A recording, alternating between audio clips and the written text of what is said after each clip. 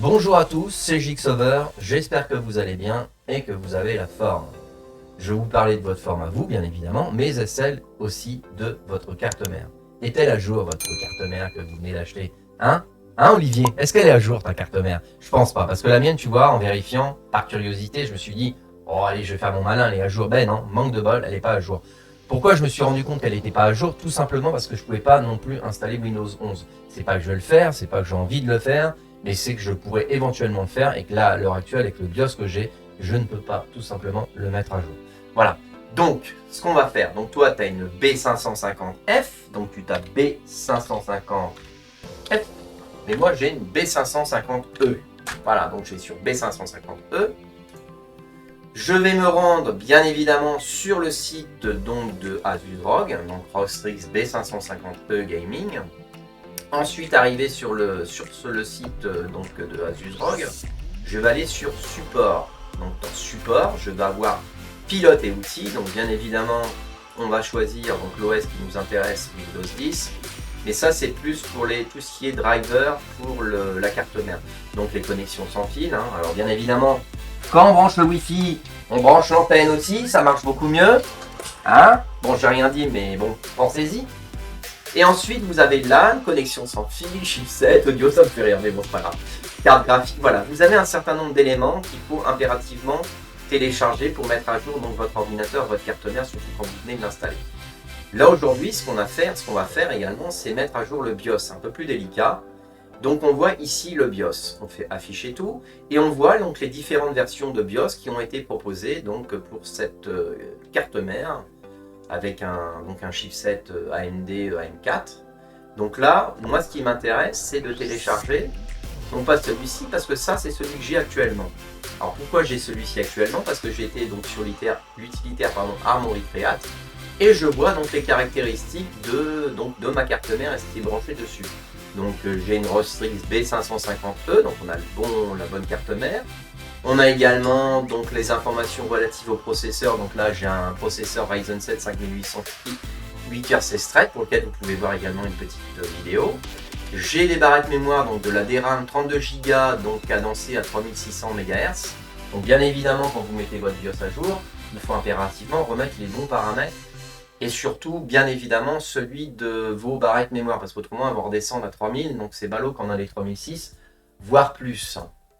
Et là, on voit bien évidemment également aussi ce qui nous intéresse, la version de notre BIOS. Donc, on voit qu'on a une version de BIOS qui est la version 2006. Voilà. Et on voit que la version 2006, elle est loin, hein, celle-ci, hein, elle est juste ici, voilà. Et qu'on a eu une autre version, on en a une autre et on en a une autre. Donc là, on est sur une version normale. Before running the USB BIOS flashback tools, please rename BIOS. Donc ça, c'est ce qu'on va voir. Donc, on va faire télécharger. On va se rendre à l'endroit où le fichier a été téléchargé. Une fois que celui-ci est téléchargé, on va le décompresser. On va faire extraire vers. Voilà. Une fois qu'on a ça, on a deux fichiers. On a ROG B550E Gaming Asus S avec la version donc, du BIOS. Et on a BIOS Renamer. Donc on va cliquer dessus, double-cliquer. On voit... Donc, il nous explique que ce fichier va permettre de renommer le truc. Le fichier, voilà, ça c'est fait et il est ici. Une fois qu'il est décompressé, une fois qu'il a été renommé, on va le copier. Voilà. On va se rendre donc sur la partie donc de notre... Hop, je retourne sur la bonne fenêtre. Ici, téléchargement, hop.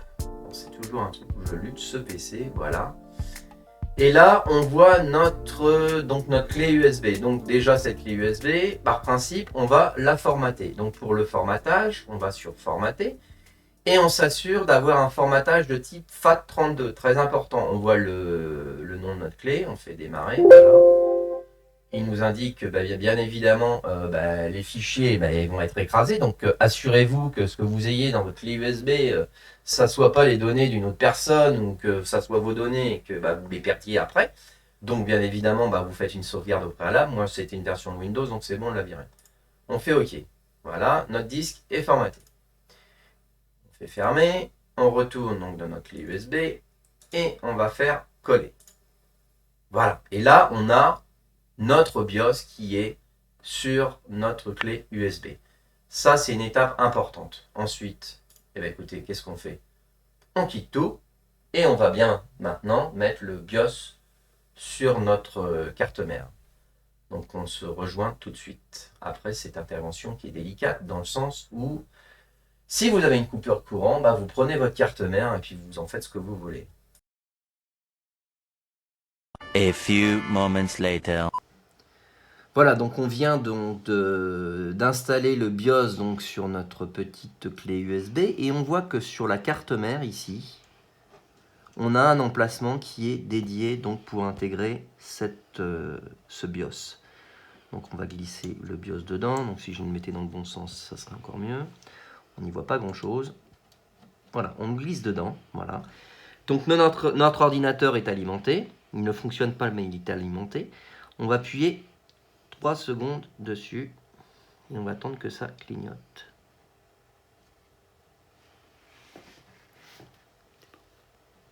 Est-ce que ça clignote ou pas? Ça clignote. Donc là on touche ni au clavier, ni à la souris et on attend que le signal soit éteint. Donc là on va le passer après à l'accéléré.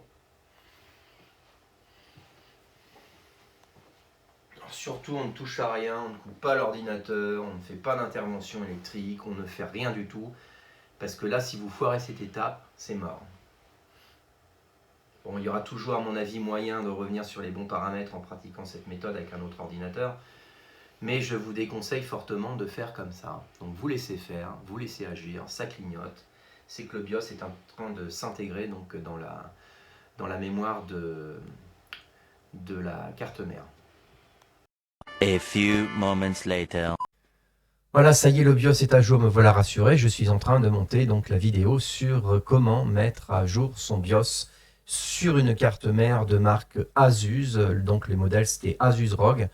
Pour l'un c'était la B550F et pour moi donc la mise à jour qui a été effectuée était sur une B550E de la marque Asus ROG. Donc j'espère que cette vidéo vous aura plu. N'hésitez pas à vous abonner, à lâcher un pouce bleu et je vous dis à plus dans une future vidéo. C'était Juxover. Ciao.